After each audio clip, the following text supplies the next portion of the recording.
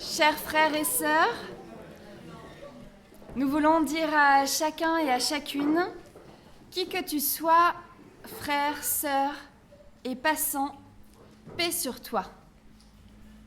Entre ici et tu ne seras l'invité d'aucune famille étroite, mais celui de la grande famille militante et blessée, battue mais invincible.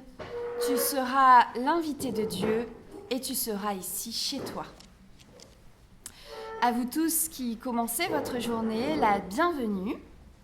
Recevez la paix, de la joie, de la chaleur de la part de Dieu, de Jésus-Christ, qui est lumière et rayonnement. Je vous invite à vous lever pour chanter le premier chant, Frappe des mains. Et je fais une petite parenthèse, vous savez que c'est la Chandeleur aujourd'hui. Et pourquoi est-ce qu'on fait des crêpes ? Eh bien parce que la crêpe qui est ronde et jaune symbolise le soleil et la Chandeleur, c'est ça. C'est dire que Jésus-Christ est notre lumière. Frappe des mains.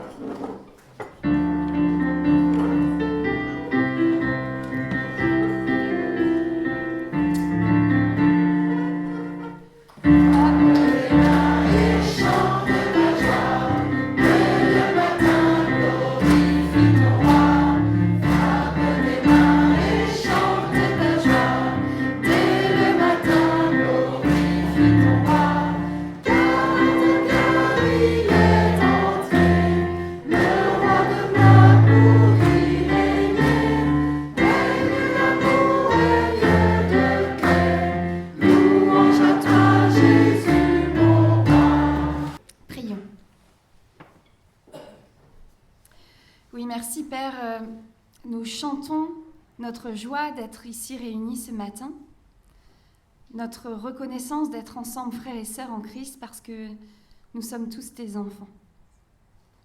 Tu as posé ton regard d'amour sur chacun de nous, tu nous accompagnes dans tous les instants de nos vies. Par Jésus le Christ, sa vie et son enseignement, tu nous appelles à une vie plus riche de sens, alors que il est bien difficile de trouver des repères dans notre monde. Tu nous aides à garder en nous cette espérance, même si on ne sait pas toujours bien comment et pourquoi. Et par ton esprit, tu nous donnes la force d'être serviteurs de tous et maîtres de tout, c'est-à-dire que tu nous donnes cette faculté de discernement, cette liberté à aller vers un chemin de vie de plus en plus humanisé. Merci pour tous ces cadeaux que tu nous fais. Amen. Et nous chantons le chant du mois que nous avons déjà chanté dimanche dernier. Je loue ton nom éternel.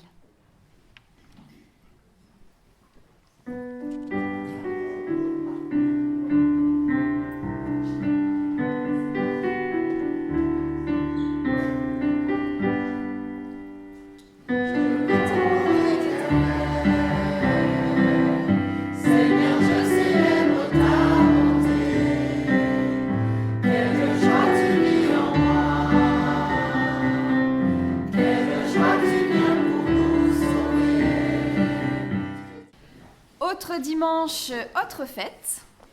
Je pense que vous l'aurez remarqué, nous vivons un temps de culte différent ce matin, un culte café croissant. Je vois qu'il y a des personnes sur les bancs, en fait, finalement, eh bien, ça a bien répondu à notre invitation. Si je comprends bien, nous n'avons pas mis suffisamment de tables et suffisamment de chaises. Bon, alors des cultes café croissant, nous allons en vivre 3 cette année, jusqu'au mois de juin. Et je vous propose ce matin un temps de halte dans la frénésie de nos vies pour nous retrouver ou bien pour certains nous rencontrer. Un temps de pause durant lequel nous allons prendre le temps d'être ensemble autour d'un petit déjeuner qui est une nourriture matérielle et autour d'une parole qui est une nourriture spirituelle. Une parole différente puisque cette forme de culte ne s'articule pas autour d'une prédication mais d'un témoignage de foi. Et nous avons la chance pour cela d'accueillir ce matin Amy Doucouré. Est-ce que tu peux te lever, juste Amy, quand tu vois bien ? On va te voir. Hein, mais... Alors, merci à toi d'être là ce matin avec nous, Amy. Merci beaucoup. Alors, Amy, qui est ambassadrice du Grand Kiff et aussi animatrice territoriale des éclaireuses unionistes, qui est nos scouts protestants. Et elle nous témoignera donc de son parcours et sur le thème « Une vie inspirée et inspirante ». Merci Amy de t'être levée. Alors une parole différente donc, pour que aussi la vôtre ait toute sa place. Et c'est pourquoi il y aura un temps de libre-échange avec Amy après son témoignage. Et nous allons même commencer par un temps de partage où chacune des tables va recevoir une question et nous allons prendre le temps de la réflexion et du partage, le temps de la discussion en petits groupes à votre table. Ainsi, je vous invite à faire couler le café de l'écoute, à déguster la tartine de la parole, à étaler le beurre d'un message qui nous relève, à presser les fruits de la prière. Autrement dit, je vous invite à un petit déjeuner autrement nourrissant. Alors, il y a des questions qui vont vous être distribuées. Les questions sont les suivantes. Quelle personne t'a ou t'ont inspiré à des moments de ta vie? Comment et pourquoi? Autrement dit, quelles rencontres t'ont fait grandir, t'ont déplacé dans ta perception des choses, t'ont donné envie, courage, élan, qui, comment et pourquoi? Et nous avons 10 minutes.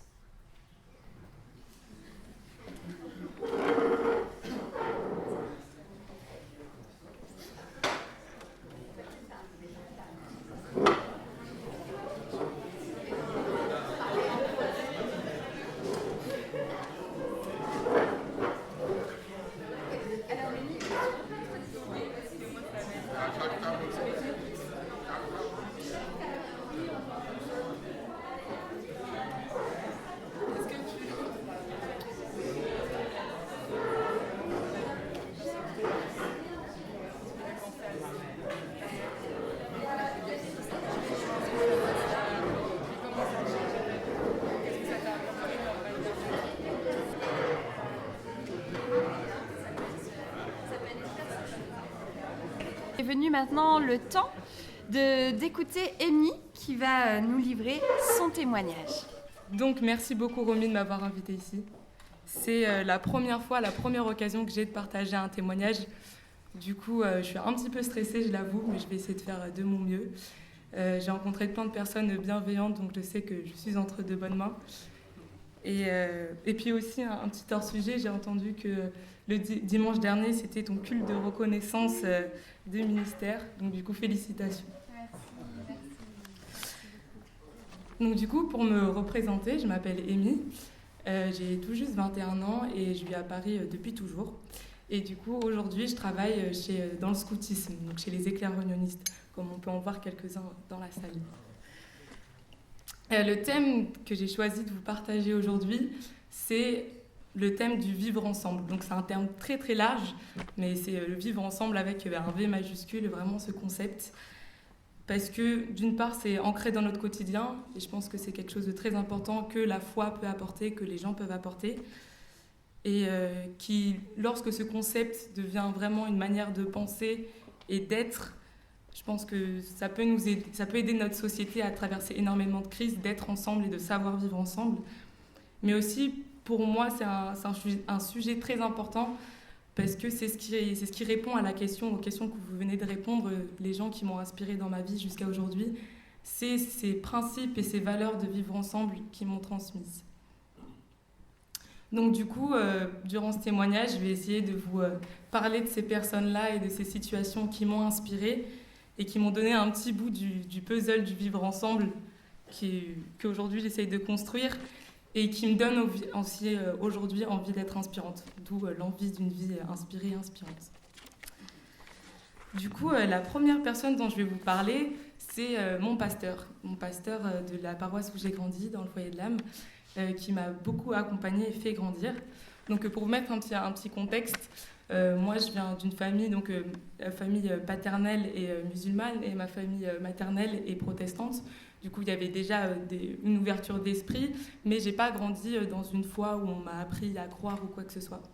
Par contre, ma mère voulait que j'aille à l'école biblique, parce que c'était une partie de notre histoire, enrichir ma culture personnelle. Donc du coup, à l'âge de 10 ans, j'ai rejoint une paroisse et du coup un groupe de jeunes et j'ai fait la rencontre de mon pasteur. Ce pasteur, pour moi, donc du coup à l'âge de mes 10 ans, c'était un vieux monsieur avec une barbe blanche, mais une figure surtout de bonté et de sagesse. C'est-à-dire qu'au-delà de cette barbe blanche, je veux dire, c'était vraiment un exemple à suivre dans ses actes et sa manière d'être. C'est-à-dire que déjà, pour mon âge, c'était assez compliqué d'avoir un modèle de sagesse parce que je me disais, ouais, être sage, ça veut dire qu'il faut être sérieux, ça veut dire qu'il faut être droit, ça veut dire qu'il faut se tenir correctement et pas faire trop de bruit. Mais lui, j'aimais vraiment sa forme de sagesse parce que ça ne l'empêchait pas d'être amusant et assez proche de nous. On pouvait rigoler avec lui et tout en rigolant, on apprenait énormément de choses. Et donc, du coup, j'ai décidé de vous partager 2 anecdotes qu'il nous a partagées à nous et qui m'a donné un petit bout de ce puzzle du vivre ensemble. Donc c'était un dimanche de caté où j'étais avec mon groupe et lui. Et on lui a demandé comme ça, mais qu'est-ce que tu fais dans la vie tous les jours, dans ton emploi du temps? Parce que c'est vrai qu'à notre âge, pour nous, le pasteur, il faisait le culte, le caté, et puis c'était tout. Et donc du coup, mon pasteur s'est mis à nous raconter ce qu'il faisait de ses semaines. Et il se trouvait du coup très très engagé dans des actions pour les sans-abri et pour les personnes malades. Et donc l'histoire que je retiens vraiment, donc sa première anecdote, c'était un jour comme ça, sur un coup de tête, il avait invité un sans-abri au restaurant. Et lors de ce repas, il se trouvait que le sans-abri, enfin cette personne, cet homme, se mit à raconter au pasteur la vie de la rue et les choses les plus dures à surmonter. Et donc moi, je pensais jusqu'à présent que le plus dur à surmonter quand tu vis dans la rue, c'est la faim, c'est le froid, de ne pas avoir de toit. Mais en fait, d'après l'aveu de cet homme, c'est la solitude. C'est la solitude la chose la plus dure à surmonter dans la rue. C'est quelque chose, quand on mendie dans le métro ou qu'on est assis et qu'on tend la main, les gens ne te regardent plus. Et au-delà de plus te regarder, je pense qu'ils te voient même plus. Tu deviens presque invisible et c'est à te demander si tu existes vraiment, puisque tu n'as plus aucune interaction avec les autres. Et moi, je m'en étais jamais rendu compte. Et du coup, je me suis rendu compte que quotidiennement, j'ignorais ces personnes que je croisais dans le métro, que je croisais dans la rue. Et en soi, je ne sais pas si c'était vraiment de ma faute, parce que nous, on nous apprend à les éviter ou à les craindre, parce que voilà, ils ont un comportement un peu bizarre, c'est peut-être pas très sécurisant. Mais quand j'ai entendu vraiment le récit du pasteur, je me suis demandé, est-ce que c'est vraiment juste de penser comme ça? Donc j'y reviendrai juste après sur la conclusion de cette anecdote. Et suite à ça, il nous a partagé une deuxième anecdote qui, celle-ci, est presque extraordinaire. Donc comme je disais aussi, il avait l'habitude de faire des actions avec des personnes malades. Du coup, à la demande d'une famille, il s'était rendu au chevet d'un homme dans le coma pour prier. Voilà. Donc il s'était rendu dans un hôpital et durant sa prière, il avait serré la main de cette personne dans le coma, comme à son habitude. Enfin voilà. Et il se trouve qu'après cet épisode, l'homme qui était dans le coma s'est réveillé. Donc c'était quelque chose assez d'extraordinaire et la famille pensait que c'était un miracle, disait oui c'est les paroles, c'est la prière qui a fait qu'il a pu sortir du coma. Et moi à cet âge-là, j'étais pas encore sûre de ce que je croyais, de ce en quoi je croyais ou non. Je me disais c'est un peu bizarre comme explication, il n'y a pas quelque chose derrière encore. Mais l'histoire n'était pas finie. Et donc le pasteur a continué en nous disant qu'il avait discuté avec la famille. Et il se trouvait que jusqu'à présent, aucun membre de sa famille n'avait osé toucher cette personne dans le coma. C'est-à-dire peut-être par malaise ou par peur. En gros, depuis le début, depuis qu'il était dans le coma, cette personne n'avait reçu que des contacts mécaniques du personnel hospitalier, c'est-à-dire du lavage, etc., mais aucun contact bienveillant humain. Et du coup, la théorie du pasteur, c'était que c'est lorsqu'il a pris la main de cette personne dans le coma, c'est peut-être la connexion, le lien qu'il a rappelé au monde extérieur et qu'il a sorti de cette pénombre. Du coup, je saurais jamais si c'est vraiment cette explication ou non, mais c'est la première fois de ma vie que j'ai choisi de croire en quelque chose et de choisir que cette explication, c'était la bonne. Du coup, de ce que je retire de tout ça, c'est la puissance de la chaleur humaine. À quel point ça pouvait être important et comment on pouvait la sous-estimer. Et donc du coup, j'ai pris la grande décision, à 13 ans je dis grande décision parce qu'on ne prend pas beaucoup de décisions fondamentales pour toute sa vie à cet âge-là, mais c'est une décision que je respecte encore aujourd'hui, c'était de vraiment donner de l'attention sincèrement à ces personnes qui étaient dans la rue. Parce que moi, j'étais trop habituée à juste faire comme tout le monde en fait et ne pas vraiment y porter attention. Et du coup, lorsque j'en ai l'occasion, j'essaye de leur sourire. Juste, ou de les regarder et leur montrer qu'il y a bien quelqu'un qui les écoute. Parce que le sourire, en fait, ça demande rien du temps, ça demande rien du tout. Ça demande ni temps, ni argent, ça demande juste de partager, d'avoir un moment de connexion avec une personne. Et en faisant ça, moi, j'ai pu voir dans le regard des gens ce que ça apporte. C'est vraiment une source de joie. Et ce regard, cette connexion qui se passe à ce moment-là, ça fait autant de bien pour eux, mais aussi pour moi. Et donc, du coup, à force de faire ça envers les personnes qui avaient dans le métro et les sans-abri dans la rue, c'est finalement devenu une habitude et puis même assez naturel.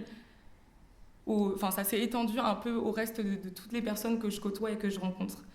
Et du coup, aujourd'hui, je suis beaucoup plus touchée par l'histoire des autres et j'arrive beaucoup plus à me mettre à la place des autres. Et c'est ça vraiment le concept qui est vraiment très important aujourd'hui pour n'importe qui, se mettre à la place des autres. Et donc c'est cette partie du vivre ensemble, je pense que le pasteur m'a vraiment transmise par ces deux anecdotes. Donc ensuite, dans un deuxième temps, donc je suis rentrée dans cette paroisse, j'ai commencé le caté, j'ai fait la rencontre du pasteur et je suis aussi rentrée dans le groupe scout de ma paroisse. Donc c'est les éclaireuses et éclaireurs unionistes de France. Donc pour ceux qui ne connaissent pas très rapidement, c'est tu rentres quand tu es enfant et tu peux vivre des week-ends, un week-end par mois ou 3 semaines en camp l'été, où tu pars dans la nature avec un groupe de jeunes avec lequel tu apprends à vivre et à grandir. Et c'est la vie dans la nature et la vie en groupe qui t'apprend énormément de concepts, le respect, la responsabilité, l'autonomie, le sens du service. Et tout ça, tu l'apprends par l'action et par le jeu. Donc voilà, des méthodes que moi j'adorais à l'époque et toujours encore aujourd'hui. Et du coup, quand je suis arrivée dans ma paroisse, j'avais 11 ans et j'ai directement rejoint la tranche d'âge des 12-16 ans, qui sont les éclaireurs, donc du coup les chemises vertes. Et donc du coup, à cette période-là, je suis arrivée très vite au rôle de pilote. Alors le pilote, c'est la personne qui gère une équipe, parce que dans la pédagogie scout, dans les 12-16 ans, c'est vraiment la prise de responsabilité et l'autonomie qu'on essaie de transmettre aux jeunes. Et donc ça se fait par la vie en équipe. Et donc le rôle de pilote, donc la personne qui est techniquement la plus expérimentée, doit s'assurer que chaque membre de son équipe ait un rôle. Parce qu'avoir un rôle, c'est sentir à sa place dans l'équipe. Que chaque membre de son équipe puisse s'exprimer librement. Puisque s'exprimer librement, c'est se sentir libre de partager ses frustrations ou ses envies, et donc du coup, c'est se sentir bien dans l'équipe. Mais aussi et surtout de savoir coordonner l'équipe et de savoir s'organiser. Parce que, pour vous donner un petit exemple, quand on part en camp en été, il y a vraiment une vie d'équipe où c'est nous qui allons gérer qui fait la vaisselle, qui prépare à manger, qui nettoie notre coin d'équipe. Et tout ça, de gérer tout ça quand on a tous entre 12 et 14 ans, c'est une grande organisation. Et c'est vraiment très, très enrichissant de vivre ce genre d'expérience. Et d'avoir vécu ça, donc déjà tout le scoutisme, je considère que c'est un puzzle du vivre ensemble, mais précisément cette expérience-là, d'avoir été mise au rôle de pilote et de devoir m'assurer et veiller sur chacun des membres de mon équipe, ça m'a vraiment appris ce puzzle du vivre ensemble qui est être à l'écoute des autres, sincèrement, pour pouvoir comprendre ce qui va pas, comment est-ce qu'on peut faire des compromis. Ça m'a aussi appris à être de bonne humeur, c'est-à-dire à éviter de se plaindre souvent, parce qu'on a tendance à se plaindre, par exemple, quand on est en forêt et qu'il pleut, voilà, c'est très facile d'arriver à la plainte. Mais quand on a une équipe qui te suit derrière toi, si toi, tu n'es pas de bonne humeur et que tu ne montes pas dans le train, tu n'arriveras pas à souder ton équipe. Il y a aussi aller au bout des choses, c'est-à-dire qu'il faut que mon équipe ait confiance en moi et pour ça, il faut que je leur montre qu'ils peuvent avoir confiance. Et enfin, être soi-même. même si, et pas avoir peur du jugement des autres. Et toutes ces choses-là que j'ai apprises dans le scoutisme, eh ben, elles m'ont vraiment appris aussi à survivre aux tensions qu'on vit au collège. Parce qu'au collège, d'être soi-même, c'est une période où voilà, il y a le jugement des autres qui rentre dans ta vie et une pression sociale qui fait que tu dois avoir des amis, tu essaies de rester hors des embrouilles qu'il peut y avoir, mais surtout te forger un avis personnel. Et ça, le scoutisme, ça m'a vraiment appris à passer dans cette période-là et de m'en faire un bon souvenir et de garder ces relations que j'ai pu avoir au collège avec aujourd'hui des amis très proches. Mais du coup, là, je vous parle que des tensions qui sont internes à la cour de récré, parce qu'il y a une pression qui est encore plus forte et qui est au-delà de la cour de récré. C'est cette grande question qu'on te pose très très jeune, qui est quel métier tu veux faire plus tard ? Alors, cette question-là, elle arrive dès la primaire, où tout le monde veut être vétérinaire, prof ou avocat. Moi, à cette époque-là, je ne savais pas du tout, et ça me paraissait tellement loin et tellement dur que je ne m'y étais pas vraiment attardée. Ni quand la pression s'est intensifiée en rentrant au collège. Parce qu'au collège, directement, on te parle du brevet, de la suite, tout ça, et ça me paraissait vraiment très très loin. Et en plus, avoir un métier à l'école, c'est un peu synonyme de réussite et d'ambition. Voilà, c'est-à-dire que tu as un point où tu veux aller, et donc du coup, ça veut dire que tu sais où tu vas, tu sais ce que tu fais. Donc c'était assez effrayant de pas avoir de métier en tête, alors qu'il y avait plein d'autres qui savaient déjà ce qu'ils voulaient faire. Donc j'avais décidé de repousser cette question jusqu'à mon stage de 3e. Alors en 3e, on doit choisir un stage où on te dit, voilà, tu pourras expérimenter ton futur métier. Alors moi, je me disais, oulala, mais je ne sais pas ce que je veux faire, j'ai pas envie de choisir en un mois le métier que je vais faire toute ma vie. Et j'arrivais pas à être rassurée auprès de mes amis qui, eux, avaient déjà une idée ou me disaient, t'inquiète pas, fais ça, tu verras, ça va être bien. Enfin bref, j'étais vraiment très stressée et je me disais, moi, j'ai pas de métier et j'ai pas envie de choisir tout de suite. Alors du coup, la personne qui m'a aidée dans ce moment-là, c'est ma mère. Donc ma mère, voilà, comme on en a parlé tout à l'heure, les parents, c'est une grande source d'inspiration. Donc je ne vais pas vous citer tout ce que ma mère m'a transmis, mais là, une chose très importante, c'est du coup, pendant cette période de stage de 3e, je suis rentrée chez moi et j'ai décidé de partager cette frustration avec elle. Maman, comment je dois choisir ce stage de 3e ? J'ai pas envie de choisir tout de suite, comment je dois faire ? Et ma mère m'a tout simplement dit, une phrase toute bête, mais elle m'a dit, mais tu sais, quand j'avais ton âge, le métier que je fais aujourd'hui, il n'existait même pas. Donc j'ai été, waouh, illumination incroyable. En fait, si ça se trouve, eh ben, mon métier, il n'existe pas. Donc j'ai vraiment pas besoin de me fixer ça comme objectif tout de suite. Mais du coup, comment est-ce que je peux faire pour avancer et toujours suivre un chemin intéressant ? Et donc elle m'a tout simplement raconté son parcours et elle avait fait toujours simplement des choix, des études qui l'intéressaient. Voilà. Et finalement, elle avait pris un chemin d'études qui ne lui plaisait pas vraiment. Du coup, elle avait rechangé. Puis, elle avait changé de plan de vie, donc elle a encore changé de voie d'études. Mais aujourd'hui, elle fait un travail qui lui plaît. Elle est heureuse dans son métier. Donc, je me suis dit, c'est pas grave de ne pas avoir de métier pour cible, en fait.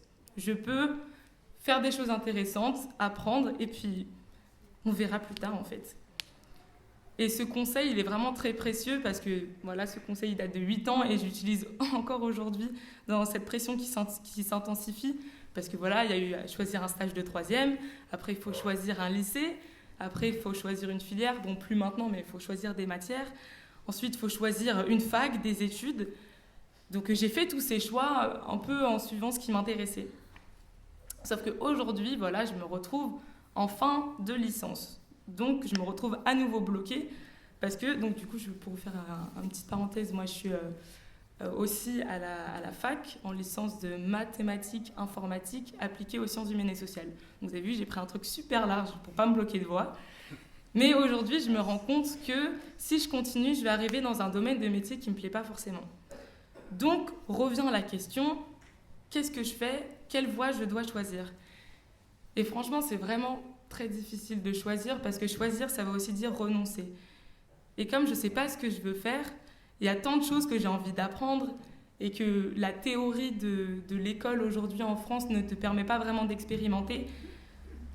Et ça m'empêche d'anticiper et de pouvoir trouver une voie qui m'intéresse. Donc je me disais, quel master je vais prendre, quelle voie, quelle discipline, quelle matière. C'était trop à choisir, trop de pression parce que je ne voulais pas m'enfermer dans une seule voie aujourd'hui alors que je n'ai pas de métier en tête. Donc j'ai pris cette deuxième autre grande décision de ne tout simplement pas choisir une seule voie. Et que j'allais essayer d'expérimenter, d'aller à droite à gauche et d'apprendre plusieurs voies, tout en suivant un parcours d'études solide. Parce que voilà, même en sachant que je ne voulais pas finir dans le domaine d'études que je fais actuellement, je suis quand même allée jusqu'à ma licence pour avoir un filet de sécurité. C'est quelque chose qu'il ne faut pas nier. Donc pourquoi pas faire un master pour avoir un filet de sécurité, mais je sais que je veux garder l'esprit large. Donc du coup, ok, choisir plusieurs voies, mais lesquelles ? Comment choisir ? Parce que tout en soi est intéressant quand tu aimes bien apprendre. Pourquoi pas faire du droit, de l'économie, des maths, enfin voilà, il y a énormément de choses.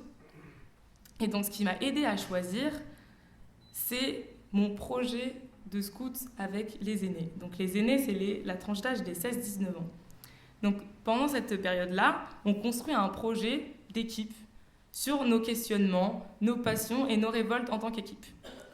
Donc nous, notre projet, on avait choisi de découvrir une vie alternative à notre petite bulle parisienne qu'on connaissait jusqu'à présent.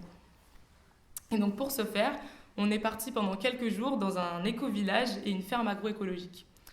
Donc la particularité de ces lieux, c'est que toutes les personnes qui vivaient dans ces lieux-là vivaient par et de leurs convictions. C'est-à-dire que dans l'éco-village, en fait, c'était des gens qui en avaient marre juste de penser à éteindre la lumière et à fermer l'eau en se brossant les dents et qui voulaient faire plus pour des actions environnementales et qui avaient décidé de partir en petits groupes et de construire un village uniquement avec des matières naturelles. C'est-à-dire qu'il y avait quelques maisons, mais pas beaucoup, il y avait des douches, il y avait un four, il y avait tout ce qu'il fallait, mais tout ça construit avec des matériaux de la terre. C'est-à-dire que, par exemple, dans la maison, le sol, il était en terre cuite. Meilleur sol sur lequel j'ai jamais marché. Et il y avait un four en argile. Enfin bref, c'était vraiment impressionnant. Et par exemple, ils avaient une voiture, mais dans cette voiture-là, ils mettaient de l'huile de friture, parce qu'apparemment, ça permet de faire tourner. Après, je ne sais pas si c'est vraiment réglementaire, mais en tout cas, ils étaient vraiment au bout de leurs convictions. La deuxième, c'était une ferme agroécologique où c'était une famille qui y vivait, donc 2 enfants, une maman et un papa. Et ils avaient pour objectif de devenir autosuffisants et donc de vivre vraiment de leur ferme. Et c'était vraiment très inspirant et très réel parce que c'était pas juste des gens qui se lançaient aveuglément dans leurs convictions et qui étaient presque exemplaires, parce qu'il y avait aussi toutes ces questions les enfants, par exemple, ils étaient au collège et ils avaient encore envie de manger des kebabs ou des pizzas, donc du coup manger que des légumes et les produits du jardin, ça passait pas forcément tout le temps. Donc il y avait aussi cette notion très réelle que c'est pas forcément facile de s'adapter.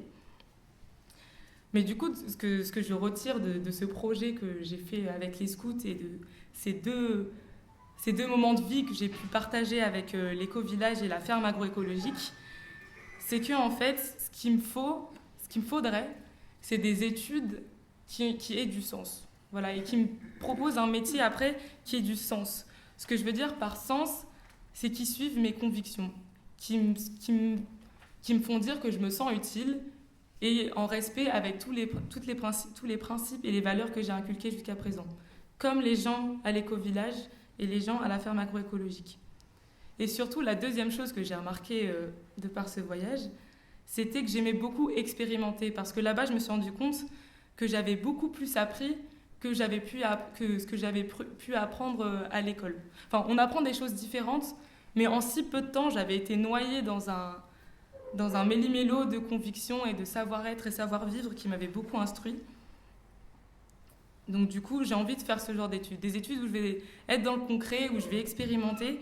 Et surtout, je vais pouvoir faire des choses multidisciplinaires. Parce que dans chacune de ces choses découvertes dans le projet, il fallait savoir gérer plusieurs choses pour faire tourner la structure dans laquelle ils étaient. Et je me suis rendu compte aussi que c'était, entre autres, la méthode scout qui t'apprend ce genre de choses. C'est-à-dire apprendre par l'action et apprendre par le jeu. Et du coup, en travaillant aujourd'hui chez les scouts unionistes, chez les éclaireurs unionistes, donc les scouts, j'ai dû formaliser toutes ces compétences qu'on apprend aux scouts par le jeu et par l'action. et je me suis rendu compte que c'était tout à fait possible. Donc pourquoi pas trouver une voie d'études qui est peut-être un peu moins conventionnelle, un peu plus concrète, et qui m'aiderait vraiment à me sentir utile. Et enfin, pour arriver sur quelque chose qui me permettrait de pouvoir changer le monde à ma hauteur, comme ils ont fait à l'éco-village et à la ferme agroécologique. Et j'espère vraiment que c'est pas juste une conviction de jeunesse, parce que voilà, quand on est jeune, on veut tous changer le monde, mais que ça restera vraiment un objectif pour plus tard et dans mon métier. Donc voilà, j'ai fait un petit écart sur le vivre ensemble, mais j'y reviens. Et j'aimerais parler d'une chose très importante dans le vivre ensemble, parce qu'au début, là, j'ai parlé de se mettre à la place des autres, d'être à l'écoute, de savoir, d'être bonne humeur pour motiver les gens. Mais le vivre ensemble, c'est pas que des relations avec les autres. C'est aussi et surtout un travail que tu fais sur toi-même. Donc moi, j'avais vraiment du mal sur cet aspect-là. Je m'en suis rendu compte assez tard. C'est vraiment vers la fin du lycée. Parce que, pour vous expliquer, en fait, au collège et au lycée, je me suis rendu compte que je pleurais jamais, en fait. J'étais jamais triste, jamais en colère. Ou si je l'étais, j'essayais de réfréner ces choses à l'intérieur de moi, parce que je me disais, être triste, c'est pas très agréable. Et pleurer, c'est un peu se morfondre dans sa situation, s'apitoyer un petit peu en pensant à des choses tristes. Et je me disais, est-ce que c'est vraiment utile ? Parce que d'être dans une situation pas agréable comme ça, quand on peut être de bonne humeur, comme les scouts m'avaient appris, et pas se plaindre, parce qu'en soi, on est privilégié. J'avais eu une grande réflexion à au début du collège, où je me suis dit, j'allais arrêter de pleurer. Et donc, du coup, pour vous remettre un peu le contexte de pourquoi j'ai pris cette décision, au-delà du fait que c'est pas agréable, c'est que en primaire, je me sentais très, très souvent triste. Parce que j'ai vécu, du coup, à l'âge de 2 ans, le décès de mon père. J'ai vécu, pas vraiment, parce qu'à l'âge de 2 ans, on ne sait pas vraiment ce que c'est la mort. Donc, du coup, c'est plus tard, en primaire, que j'ai dû comprendre ce que c'était. Encore qu'on ne peut jamais comprendre vraiment ce que c'est la mort. Et puis après, j'ai dû accepter que cela reste un mystère, que je ne saurais jamais vraiment où est-ce qu'il est parti et pourquoi il est parti. Mais je trouvais ça juste injuste, et c'est ça qui me rendait très triste, de ne pas avoir eu la chance de le connaître. Parce que de ce que j'ai entendu, de ce qu'on me racontait, c'était quelqu'un de presque parfait, un homme super intelligent et aimant, bienveillant, etc. Et je me disais, mais pourquoi est-ce que j'ai pas eu cette chance-là ? Et du coup, cette émotion désagréable, je la ressentais beaucoup quand j'étais toute seule. Et en prenant un peu de recul, je me suis dit, mais est-ce que je m'infligerais pas moi-même cette peine et cette douleur à me mettre dans ce cocon de tristesse et à me dire oh non, j'ai pas pu le connaître, pourquoi ? Et ça me mettait vraiment mal. Donc du coup, je me suis dit, bon, à la fin de la primaire, quand j'ai pu prendre du recul sur toute cette phase-là, je me suis dit que je ne pleurais plus. Mais un jour, un peu plus tard vers le lycée, je regardais un film comme ça à la télé, où c'était l'histoire d'une femme qui tombait amoureuse d'un homme et vivait une histoire d'amour incroyable, c'était magnifique. Et donc tout le monde est de tout cœur avec cette femme, parce que c'est filmé de telle sorte à ce que tu sois pour la femme qui joue, bref, voilà. Et il se trouve que cette femme venait d'avoir des enfants, et au moment où elle a eu ses enfants, l'homme de sa vie est décédé. Et donc là, on la voit... elle a fait des tentatives de suicide. Voilà, c'était un film très dur. Et quand j'ai regardé ce film, je me suis mise à pleurer énormément. Et parce que c'est le jour où j'ai compris que la mort de mon père, c'était aussi la mort de l'amour de la vie de ma mère. Et là, du coup, ça prenait toute une autre ampleur, tout un autre point de vue, en fait. Et donc, du coup, je me suis calmée, j'ai réfléchi, je me suis dit, non, mais bon, je vais demander à ma mère, je me demande, maman, mais comment tu as fait pour ne pas être morte de chagrin, en fait ? Parce que ça devait vraiment être très difficile pour toi, et moi, je m'en étais jamais rendu compte. Parce que voilà, quand on est enfant, tout tourne un peu autour de toi, et même si moi, j'avais cette notion de me mettre à la place des autres, je m'étais jamais mise à la place de ma mère, en fait. Et ce qui est bien avec ma mère, c'est qu'il n'y avait aucun tabou pour parler de ces choses-là. J'ai toujours eu une aisance à lui parler de la mort de mon père, etc.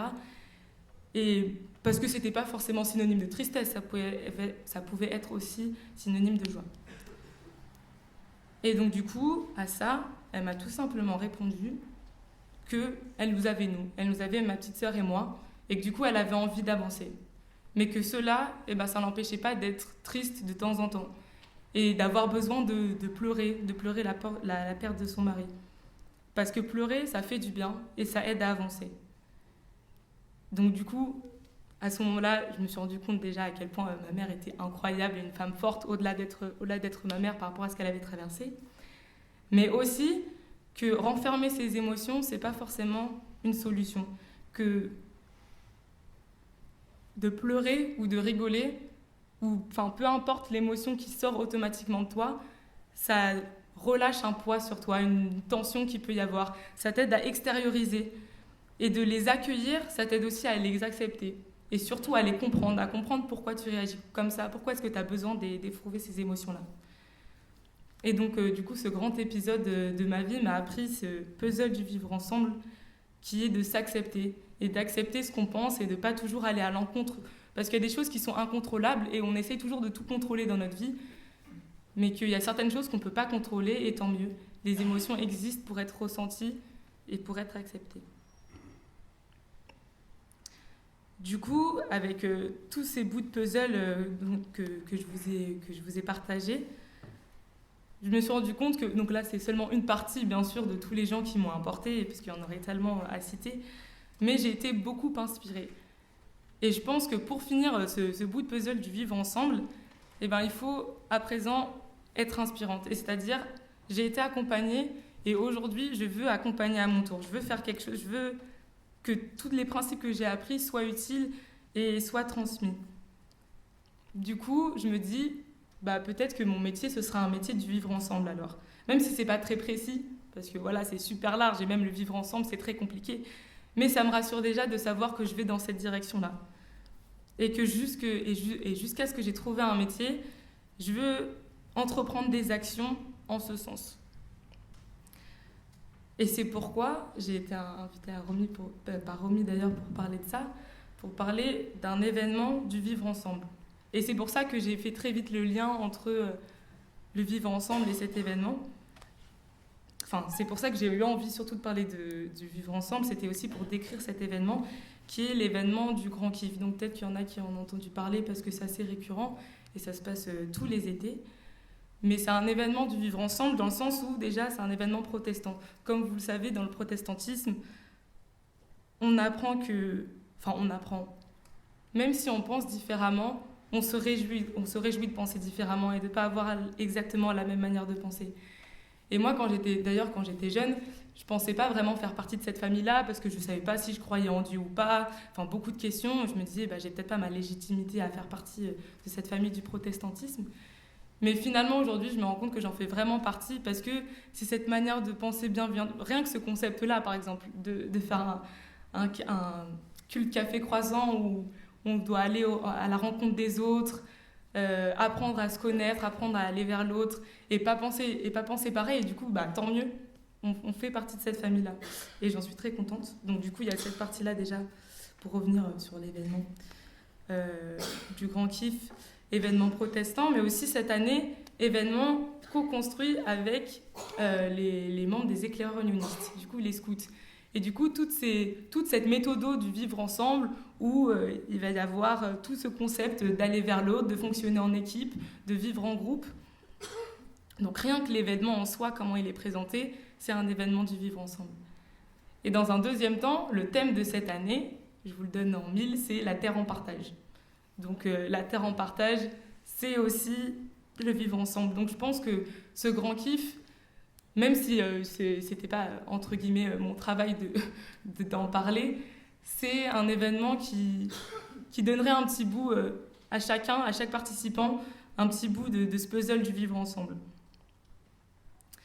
Et donc du coup, pour vous donner un peu plus concrètement où est-ce que ça va se passer, quand ça va se passer, et qui est le public visé, on va dire, c'est pour les 15-20 ans, du 28 juillet au 2 août, il y a l'opportunité du coup de se rendre à Albi pour vivre un espèce de grand camp scout protestant où peu importe ce que tu penses, ce en quoi tu crois, tu vas faire des rencontres, tu vas pouvoir cheminer, ton chemin spirituel et savoir prier ou découvrir ce que c'est de prier, aller vers les autres.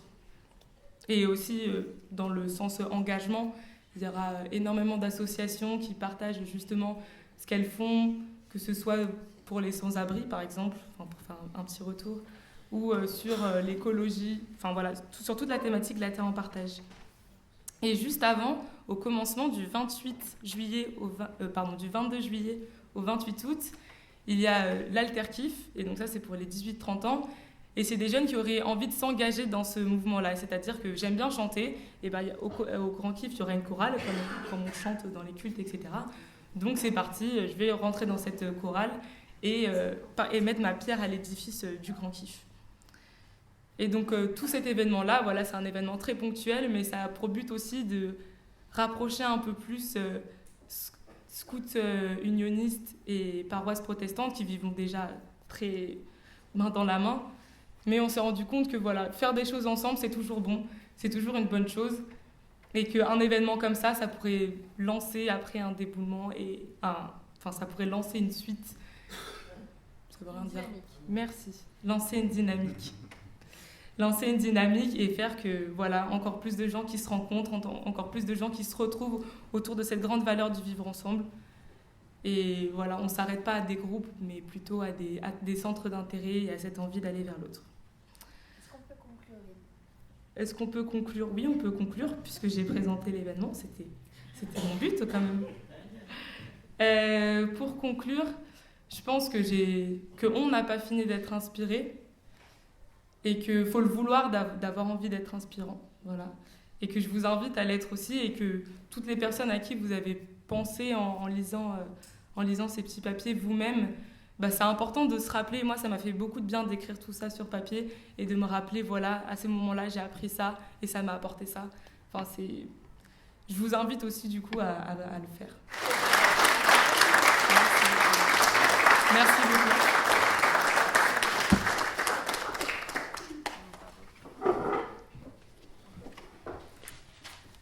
Oui, un grand merci pour tout ce que tu nous as livré de si puissant.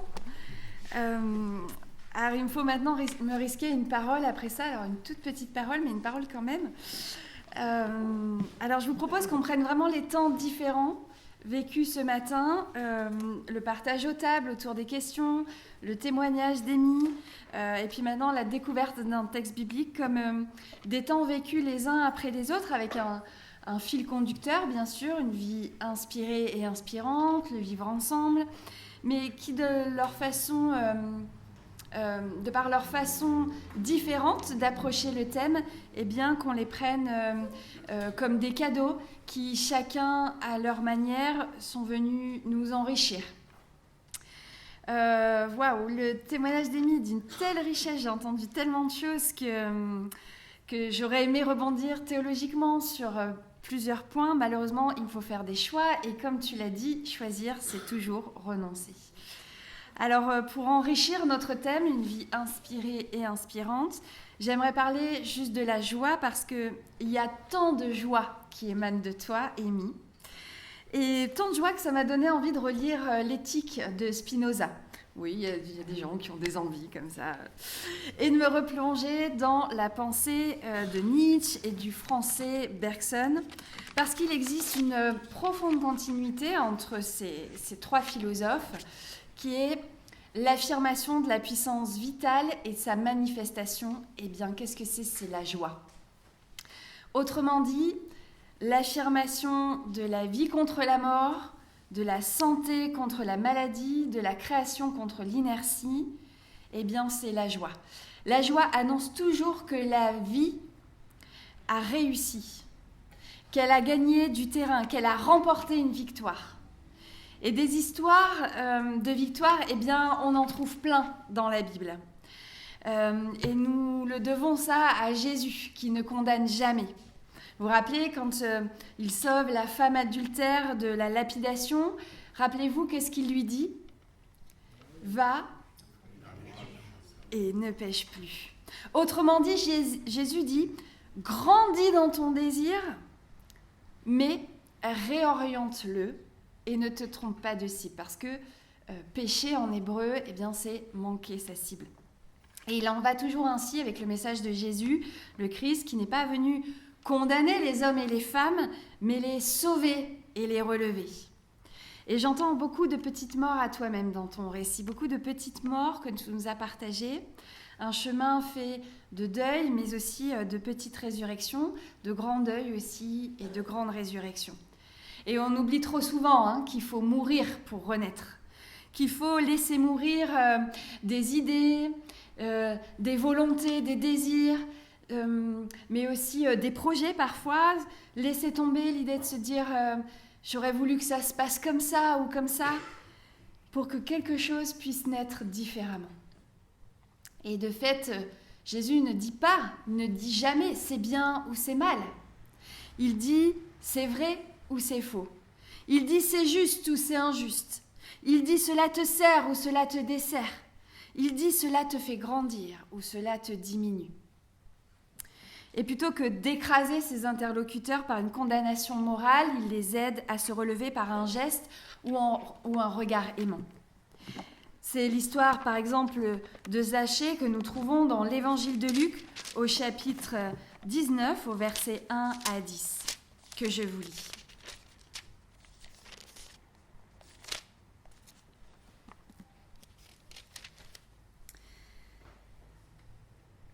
Entré dans Jéricho, Jésus traversait la ville. Survint un homme appelé Zachée. C'était un chef des collecteurs d'impôts et il était riche. Il cherchait à voir qui était Jésus. Il ne pouvait pas y parvenir à cause de la foule parce qu'il était de petite taille. Il courut en avant et monta sur un sycomore afin de voir Jésus qui allait passer par là. Quand Jésus arriva à cet endroit, levant les yeux, il dit « Zachée, descends vite, il me faut aujourd'hui demeurer chez toi. » Vite, Zachée descendit et l'accueillit tout joyeux. Voyant cela, tous murmuraient. Ils disaient « C'est chez un pécheur qu'il est allé loger. » Mais Zachée, s'avançant, dit au Seigneur « Eh bien, Seigneur, je fais don aux pauvres de la moitié de mes biens, et si j'ai fait tort à quelqu'un, je lui rends le quadruple. » Alors Jésus dit à son propos « Aujourd'hui, le salut est venu pour cette maison, car lui aussi est un fils d'Abraham. En effet, le Fils de l'homme est venu chercher et sauver ce qui était perdu. » Que ta parole, Seigneur, soit pour nous parole de vie. Amen.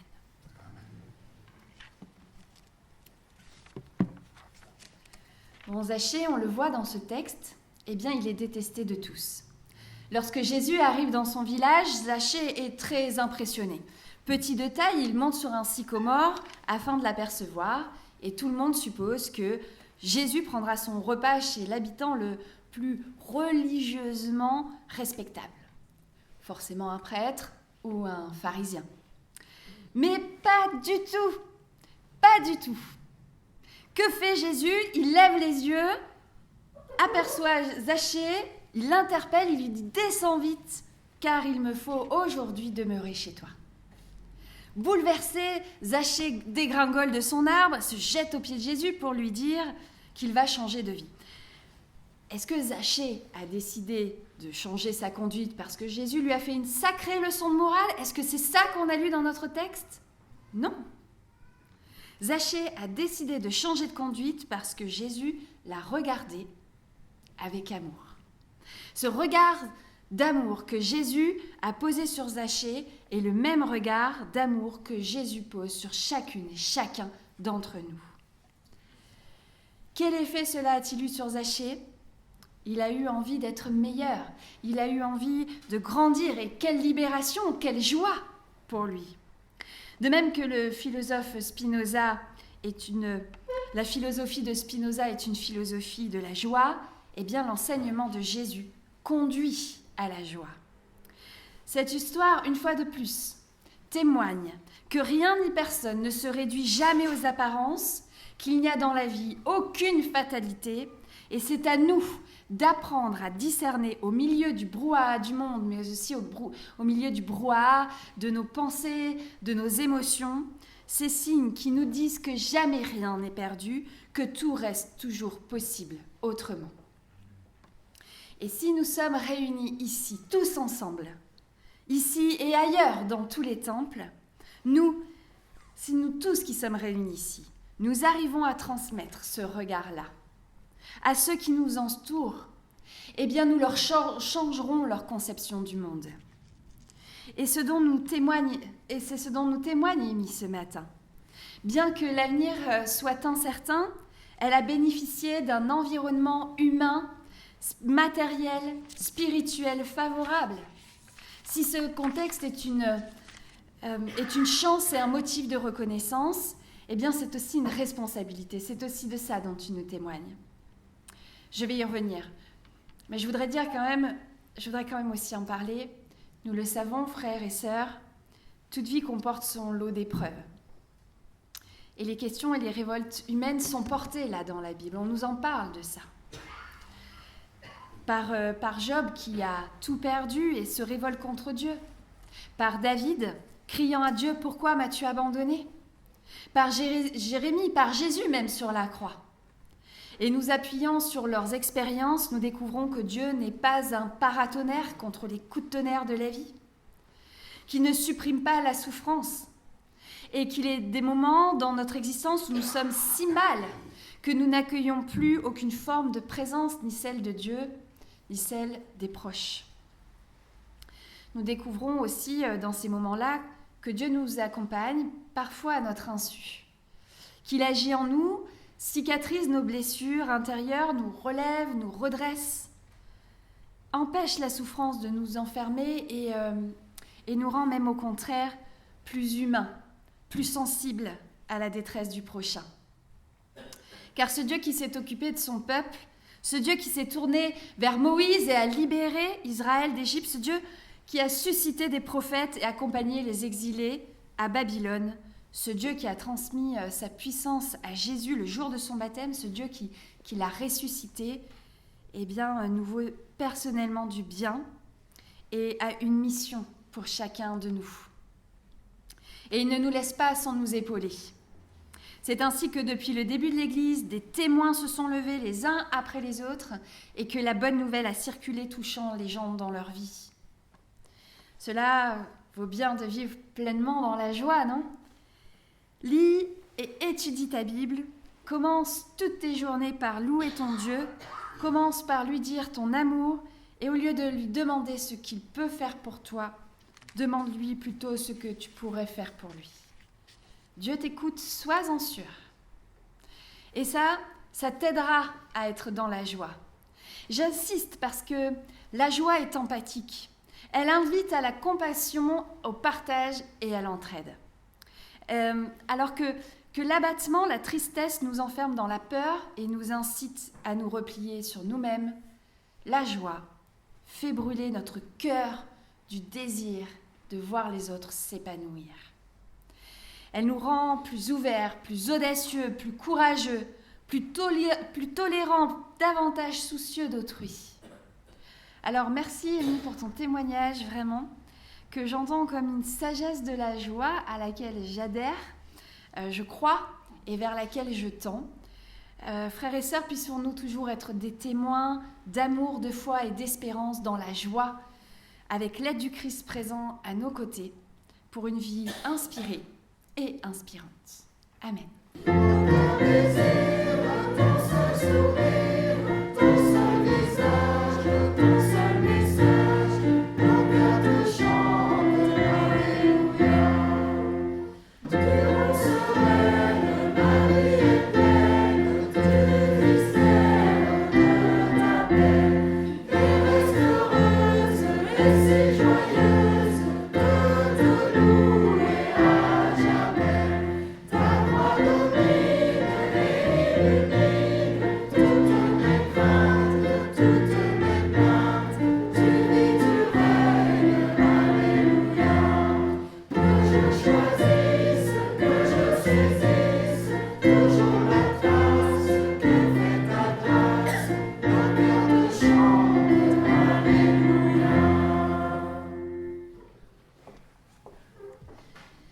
Nous pouvons nous asseoir pour prier.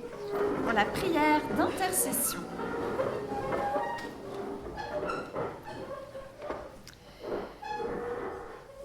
Seigneur, nous remettons entre tes mains toutes les personnes qui, par leur gentillesse et leur investissement, a fait que ce moment, ce matin-là, soit possible. Nous te remettons ce moment vécu et puis toutes nos paroles aussi. Nous n'avons pas tous la même conception de ce que tu es.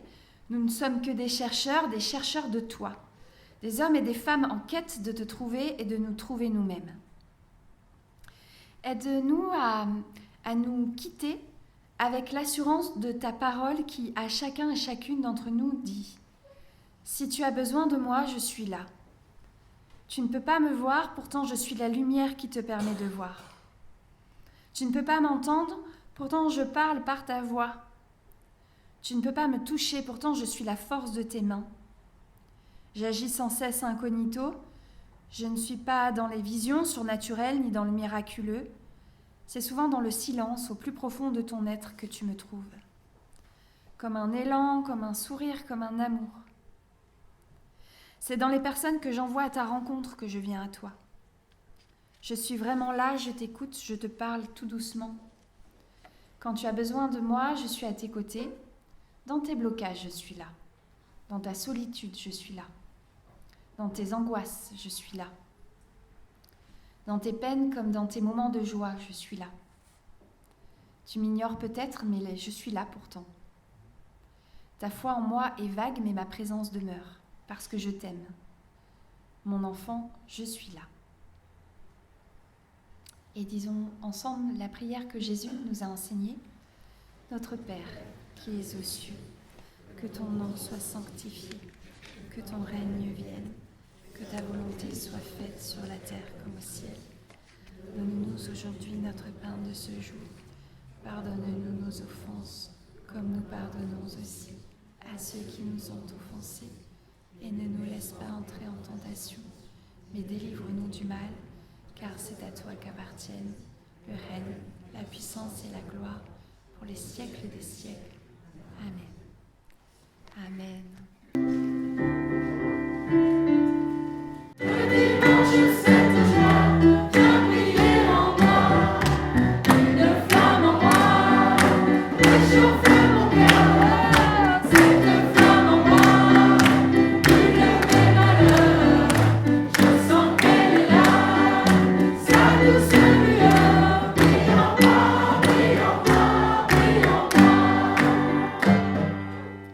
Oh yeah!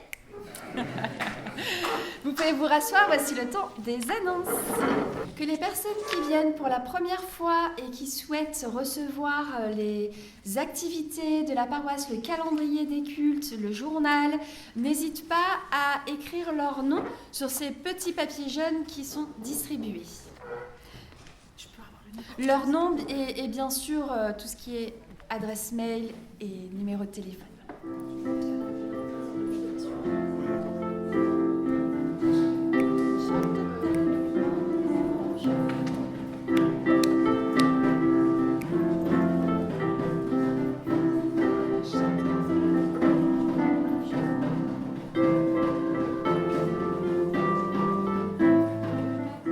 Je vous invite à vous lever pour la parole d'envoi et de bénédiction. Sur nos chemins escarpés et sur nos grandes routes, dans nos maisons et au cœur du monde, parmi nos frères et nos sœurs, au milieu d'inconnus où que nous soyons, Dieu est là. Où que nous soyons, il nous accompagne, il nous aime. Soyons attentifs et soyons des témoins de son amour. Allons en paix, que le Seigneur vous bénisse. Amen. Un dernier chant pour se bénir les uns les autres avant de nous quitter. Que la grâce de Dieu soit sur toi. Que nous chantons qu'une fois. Et on peut même regarder son voisin et le bénir en le chantant.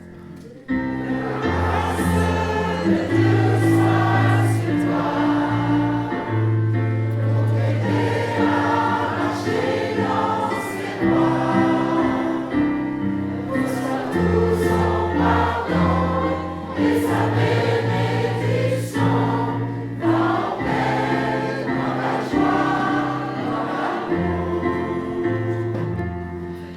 dimanche de la Chandeleur dans la joie, dans la paix et dans l'amour, et une bonne semaine.